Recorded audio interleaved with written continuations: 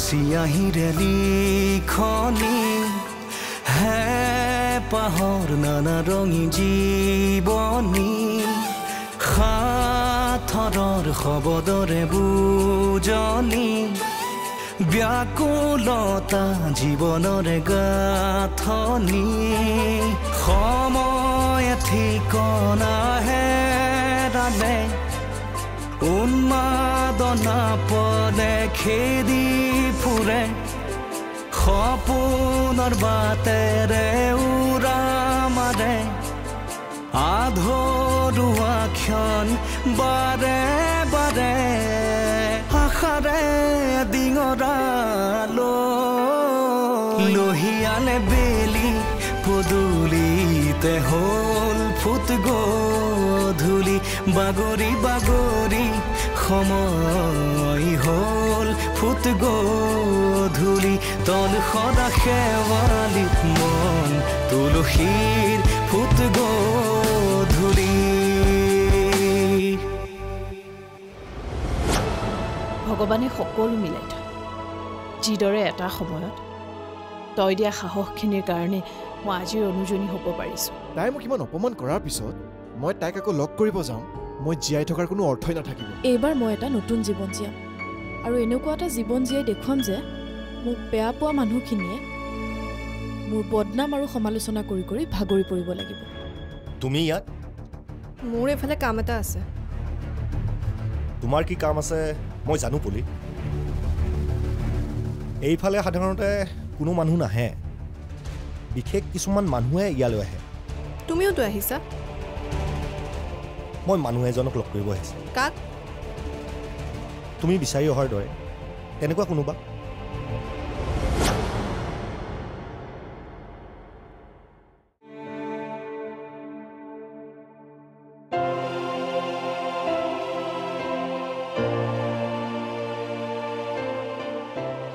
চালক বাহ আজি নুখোজোতে চাহকাপ দিলা যে কিবা গা চা বেয়া নেকি হ'ব ঠাট্টা কৰিব নালাগে নাখাই যদি দিয়ক কি কৰা মই তোমাক চাহকাপ খুজিম বুলি ভাবিয়েই আছিলোঁ কি হ'ল কিবা কবা জানেনে আজি অনামিকা বাইদেউৰ লগত কথা পাতিলোঁ অনামিকা বাইদেউ আপুনি চিনি নাপাব আমাৰ ঘৰৰ ওচৰৰে এটা সময়ত অনু বাইদেউৰ একেবাৰে নলে গলে লগা বান্ধৱী আচ্ছা ক'ত লগ পালা তেখেতক লগ পোৱা নাই ফোনতহে কথা পাতিলোঁ অনু বাইদেউৰ ঘৰলৈ আহিছিল তাৰ পৰা মোক তেনেকৈ ফোন কৰিলে সঁচাকৈ মই আপোনাক আজি বুজাই ক'ব পৰা নাই মোৰ মনটো যে কেনেকুৱা লাগিছে ভালো লাগিছে বেয়াও লাগিছে এটা বুজাব নোৱাৰা মুহূৰ্ত বেয়া আকৌ কিয় লাগিছেনো বেয়া লাগিবই দিয়কচোন সৰুৰে পৰা পাইছোঁ এবাৰ ওচৰৰ পৰা দেখা হ'লে ভাল লাগিলহেঁতেন মাতি দিলেই হ'ল এদিন আমাৰ ঘৰলৈ মাতিছিলোঁ সিহঁতেহে আহিব নিবিচাৰিলে আৰু কি জানে অনু বাইদেউ অনামিকা বাইদেউক আমাৰ ঘৰলৈ আনিব নিবিচাৰিলে তুমি কেনেকৈ জানিলা কথাবোৰত তেনেকুৱাই লাগিল হেৰি নহয় কি মই পলিৰ কথাটো গম পালোঁ নহয় অঁ ৰিধিয়ে কৈছিল কওকচোন ছোৱালীজনীৰ কথা কেনেকৈ কি গম পালে এনেই ছোৱালীজনী কেনেকুৱা বৰ বিশেষ নাজানো মোৰ চিনাকি ল'ৰা এজনেহে ক'লে ঘৰটো বোলে এইখিনিতে বাকীবোৰ তেনেকৈ ৰাস্তাত পাতিবলৈ ভাল নালাগে নহয় হয় বাৰু কথাটো বাৰু অনু বাইদেউক জনোৱা হৈছে নেকি নাই আপুনি ক'বলৈ মানা কৰিছিলে নহয় কম নেকি আজি আৰু একো ক'ব নালাগে দিয়া কাইলৈ কিবা খবৰ পালে কাইলৈ ক'লে হ'ল হ'ব দিয়ক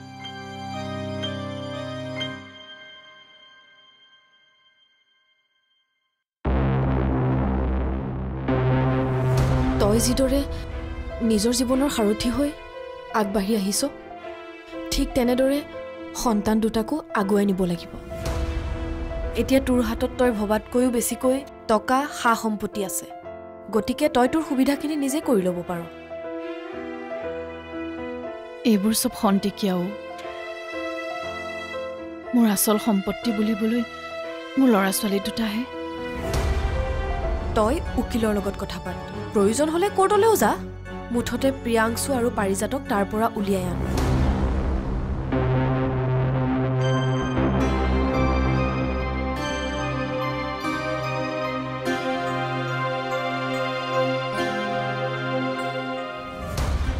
তই যা কৈ যা মই কিবা এটা কৰিম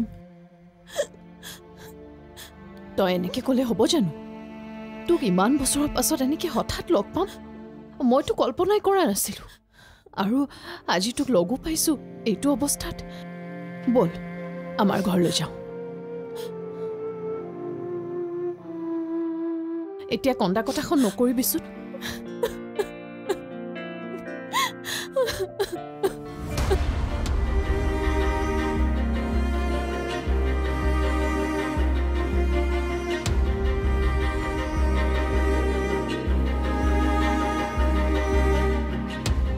মোৰ লগতে কিয় এনেকুৱা হয়?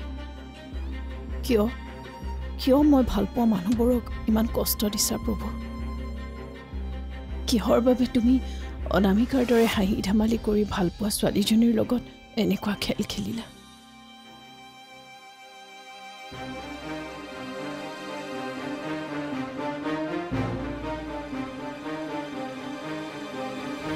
মই যাওঁগে দে। ক'ত যাওঁ তই? বহ। ঘৰলৈ যাওঁ আকৌ, মোক নিবলৈ আহিব। অনামিকা, তোক নিবলৈ কোনো নাই। তই নগাঁৱৰ পৰা অকলে আহিছিল। মনত কৰচোন কালি ৰাতি কি কৈছিলি? মোৰ লগত তুমি যি কৰিলা তাক লৈ মোৰ মনত কোনো খেদ নাই। তুমি দিয়া কষ্টখিনিক মোৰ প্ৰতিটো সময়তে আশীৰ্বাদ বুলিয়েই মোৰ পাতি স্বীকাৰ কৰি আহিছোঁ। তাৰ পাছতো তুমি মোৰ বান্ধৱী হোৱাৰ বাবেই তাইক ইমান দুখ দিব লাগেনে? সদায় কি তুমি মোৰ লগত এনেকুৱাই কৰি থাকিবা নেকি?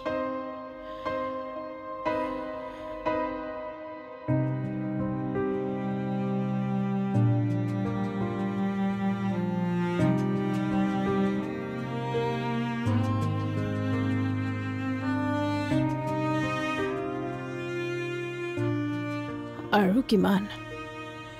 কিমান বাকী এই জীৱনটোৰ সমাপ্তি হ'বলৈ? বাৰে বাৰে মই ভাগৰি পৰোঁ। নোৱাৰোঁ।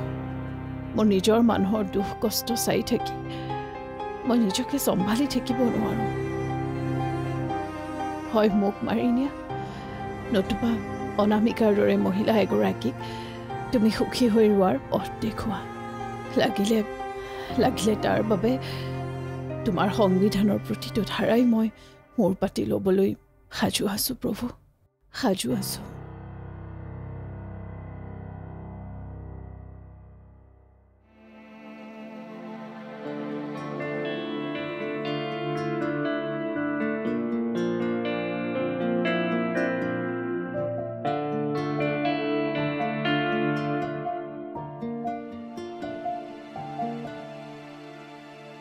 দাদা,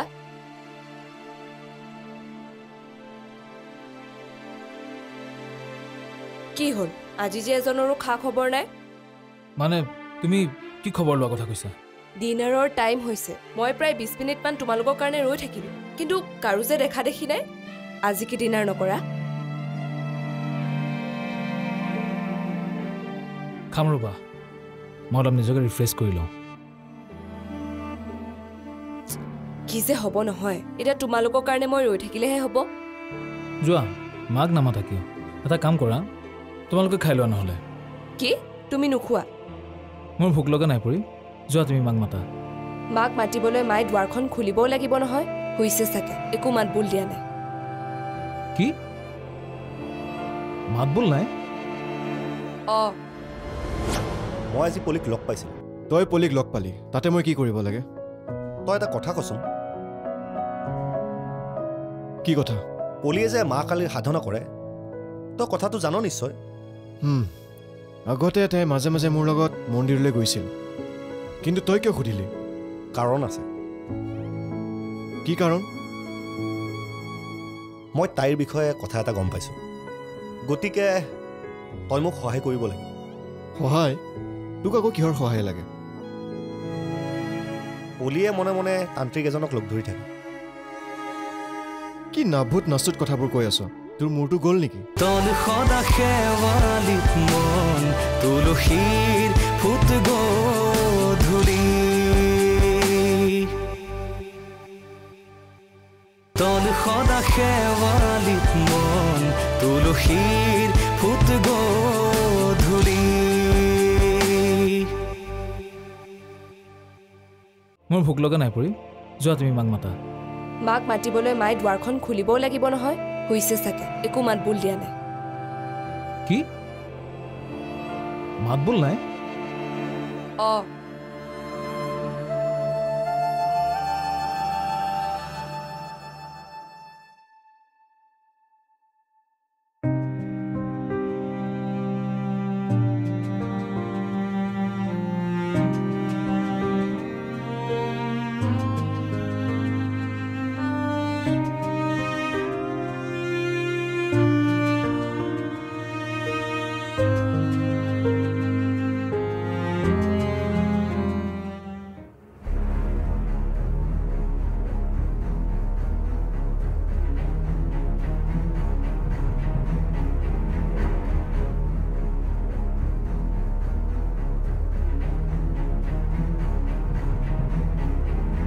মা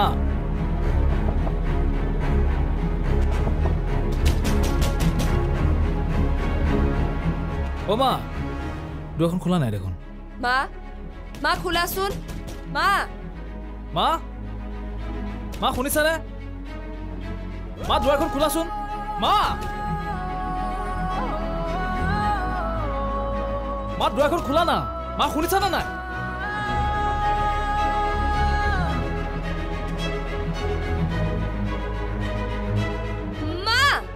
খোলাচোন মা দুৱাৰখন খোলাচোন মা খোলা না প্লিজ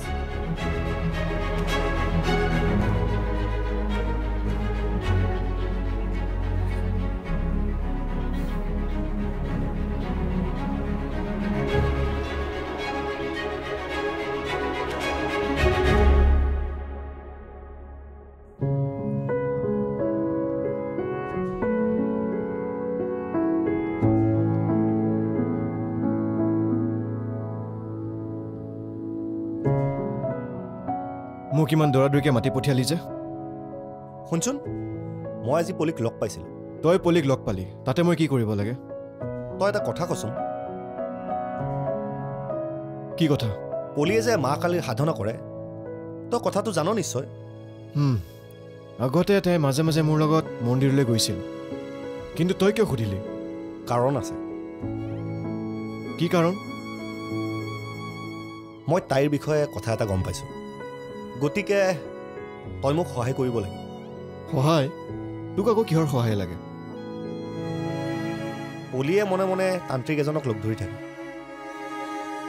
কি নাভূত নাচুত কথাবোৰ কৈ আছ তোৰ মূৰটো গ'ল নেকি মই জানো তই যে মোৰ কথাটো বিশ্বাস নকৰ সেই কথাটো মই ভালদৰে জানো তথাপিও এইটোৱে সঁচা আৰু পলিয়ে এটা নতুন ৰাস্তা বাছি লৈছে আৰু সেই ৰাস্তাটো তাইৰ কাৰণে ঠিক নহ'বও পাৰে মোৰ মিছামিছি সময়বোৰ এনে বৰবাদ নকৰিবি আহা তোৰ টাইমখিনি বৰবাদ নহ'বৰ কাৰণে মই সেই কথাটো বেছিকৈ চিন্তা কৰি আছোঁ আৰু মই তহঁতৰ লগত কেতিয়াও বেয়া হ'ব নোৱাৰোঁ যাৰ বাবে তই মোক এটা সৰু সহায় কৰিব লাগিব ক কৰিবিনে কি কৰিব লাগে সোনকালে ক মই য'ত পলিক লগ পাইছিলোঁ তই আকৌ এবাৰ তাত যাব লাগিব বিবেক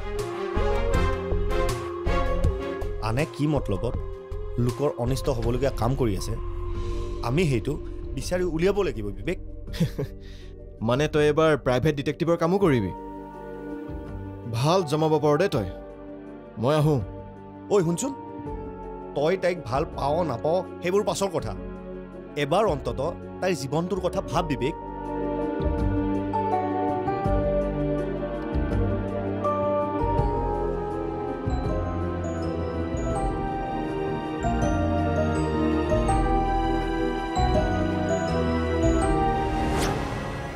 সমস্যা এটা কাৰ কাৰণে কিমান ডাঙৰ সেয়া ভুগি থকা জনেহে বুজি পায় আৰু পৰি তুমি যে কৈছা ঠিক আছে কিন্তু কালি যদি তাই তাত গৈ কিবা যদি নহ'বলগীয়া চিটুৱেশ্যন এটা হয় তেনেহ'লে কিন্তু তাই মেণ্টেল পেচেণ্ট হৈ যাব পাৰে তুমিয়ে কোৱা হয়নে নহয়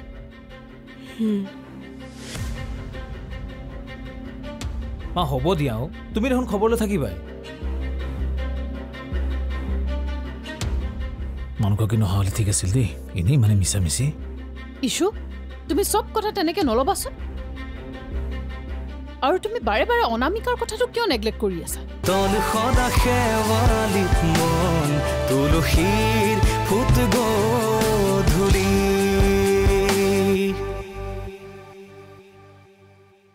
সদা শেৱালিত মন তুলসীৰ ফুট গধূলি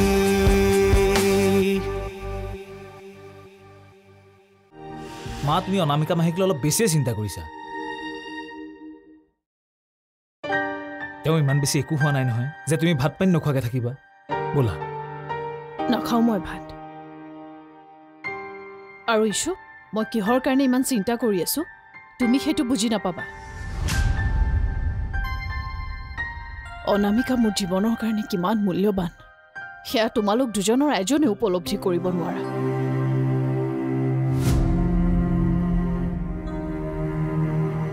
কাৰণ তোমালোকে এনেকুৱা ধৰণৰ বন্ধুত্ব দেখাই পোৱা নাই সেইকাৰণে ওপৰতে হোৱাই নোহোৱাই মাত নামাতিবা মা তুমি ভাত নোখোৱাৰ বাবেহে দাদাই তোমাক তেনেকৈ ক'লে তাতেনো তোমাৰ বেয়া পাব লগা কি হ'ল চোৱা মা মই তোমাৰ কণ্ডিশ্যনটো দেখিয়ে কৈছোঁ তেওঁ অসুস্থ হৈ মেডিকেলত ভৰ্তি হৈ থকা হ'লে কথাটো অলপ বেলেগ আছিল কিন্তু তেওঁতো এতিয়া ধুনীয়াকৈ ঘৰ পাইছেগৈ ন সেইবাবেহে মই তোমাক কৈছোঁ নকবা ইছু তেনেকৈ কাৰোবাৰ ভিতৰুৱা কথাবোৰ নজনাকৈ তোমালোকে এনেকৈ কমেণ্ট পাছ নকৰিবা একমাত্ৰ মই জানো তাই কিদৰে ঘৰ যাবলগীয়া হৈছে মই বুজিছোঁ তাই নিজকে কিমান ধৈৰ্যশীল কৰি তুলিছে সেইকাৰণে তাই যোৱাৰ পাছৰ পৰা মই ইমান চিন্তাত আছোঁ ভগৱানৰ ওচৰত এটাই প্ৰাৰ্থনা কৰিছোঁ যাতে তাই পুনৰ ডক্তৰৰ ওচৰলৈ যাব লগা নহয় তেনেকুৱা একো নহয় মা মই কৈছোৱেই দেখোন মা তোমাৰ তুলনাত অনামিকা মাহীৰ সমস্যাটো ইমান ডাঙৰ নহয় দিয়া সমস্যা এটা কাৰ কাৰণে কিমান ডাঙৰ সেয়া ভুগি থকা জনেহে বুজি পায় আৰু পৰি তুমি যে কৈছা ঠিক আছে কিন্তু কালি যদি তাই তাত গৈ কিবা যদি নহ'বলগীয়া চিটুৱেশ্যন এটা হয় তেনেহ'লে কিন্তু তাই মেণ্টেল পেচেণ্ট হৈ যাব পাৰে তুমিয়ে কোৱা হয়নে নহয়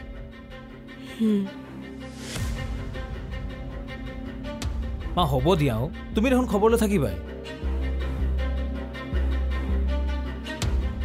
মনগী নহা হ'লে ঠিক আছিল দেই এনেই মানে মিছামিছি ইছু তুমি চব কথা তেনেকৈ নল'বাচোন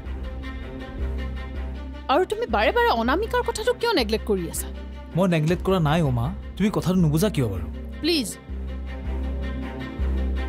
ডোণ্ট ক্ৰছ ইউৰ লিমিট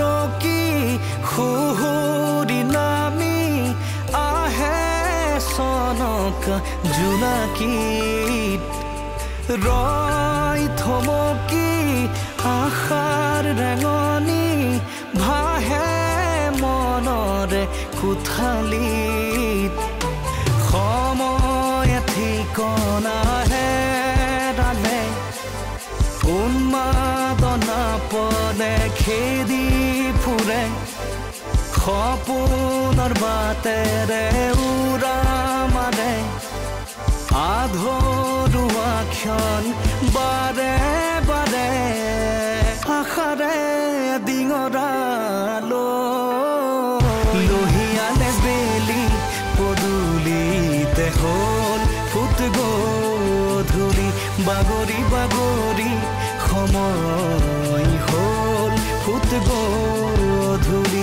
তল সদা শেৱালিত মন তুলসীৰ ফুট গধূলি